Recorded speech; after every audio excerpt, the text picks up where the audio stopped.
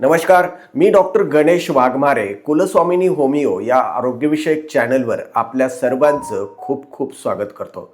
मित्रांनो, तुम्ही जर माझ्या चॅनलवर नवीन असाल तर आत्ताच चॅनलला सबस्क्राइब करा। हा व्हिडिओ आवडला तर जास्तीत जास्त लोकांपर्यंत शेअर करा। हा व्हिडिओ कसा वाटला खाली कमेंट देखील करा। या व्हिडिओला लाईक करा। चला तर व्हिडिओ सुरू करूया। मित्रांनो, हे पेय बनवण्यासाठी आपल्याला कोणतं साहित्य लागतं ते आपण बघू। यामध्ये आपल्याला धने लागणार आहेत, जिरे लागणार आहेत आणि बडीशोप लागणार आहे। थोडक्यात धने, जिरे आणि बडीशोपचं पाणी कसं बनवायचं, हे पाणी कोणत्या वेळी किती प्यायला पाहिजे, हे सगळं काही आपण जाणून घेऊ।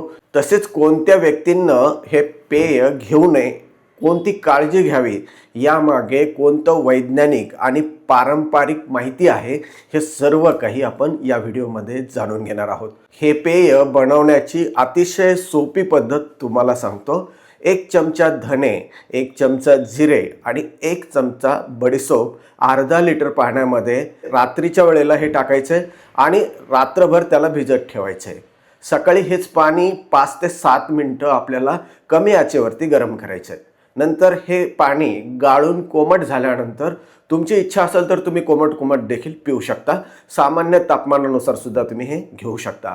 आपल्या आरोग्यासाठी हे पेय अतिशय उपयुक्त आहे, कारण या पेयामुळे तुमची पचनशक्ती नक्कीच वाढते।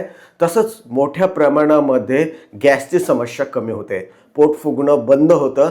तसंच तुमच्या शरीराला आलेला जडपणा अतिशय मोठ्या प्रमाणात कमी होतो। काही लोकांना जेवल्यानंतर ब्लोटिंग होतं, अस्वस्थ वाटतं, बेचैनी होते। या सर्व समस्या या पेयामुळे तुमच्या बंद होतील। काही लोकांना उन्हाळ्यामध्ये शरीर गरम होतं आणि हे सुद्धा या पेयानं बंद होतं। हा एक उत्तम पर्याय आहे। लक्षात ठेवा, प्रत्येक व्यक्तीनुसार या पेयाचे खूप चांगले आपल्याला फायदे आपल्याला बघायला भेटतात। त्यामुळे तुमच्या पोटातील गॅस कमी होतो, पोट फुगणं कमी होतं। तसेच सकाळी कोमट पाणी पिल्यामुळं तुमच्या शरीराला योग्य प्रमाणात हायड्रेशन देखील मिळतं। धने, जिरे आणि बडीशोप यामध्ये मोठ्या प्रमाणामध्ये अँटीऑक्सिडंट्स असतात। हे नैसर्गिक अँटीऑक्सिडंट असल्यानं तुमची रोगप्रतिकारशक्ती देखील वाढते। यामुळं तुमच्या तोंडाची दुर्गंधी देखील कमी होते। बडीशोप तोंडाची दुर्गंधी कमी करण्यासाठी पारंपरिकरित्या वापरल्या जाते। साधारणपणे 150 ते 250 मिलीग्रॅम पाणी हे सकाळी उपाशीपोटी घेणं चांगलं असतं। रिकाम्या पोटी घेतलं तर खूप फायदेशीर आहे। तसंच हे मिश्रण तुम्ही नाश्त्यापूर्वी देखील 20 ते 25 मिनिटं अगोदर घेऊ शकता।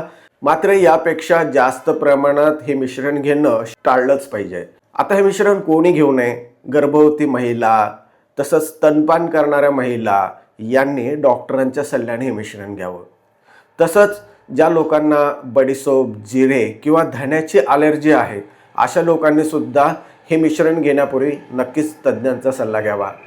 काही लोकांना गंभीर आजार आहेत, जसं की मूत्रपिंडाचे आजार आहेत, यकृताचे आजार आहेत, अशांनी देखील हे मिश्रण घेण्याच्या अगोदर डॉक्टरांचा सल्ला घेणं तेवढंच गरजेचं आहे। चला तर मित्रांनो, हा छोटासा व्हिडिओ तुम्हाला कसा वाटला खाली कमेंट करा। जास्तीत जास्त लोकांपर्यंत शेअर करा। चॅनलवर नवीन असाल तर आताच चॅनलला सबस्क्राइब करा। धन्यवाद। जय हिंद, जय महाराष्ट्र।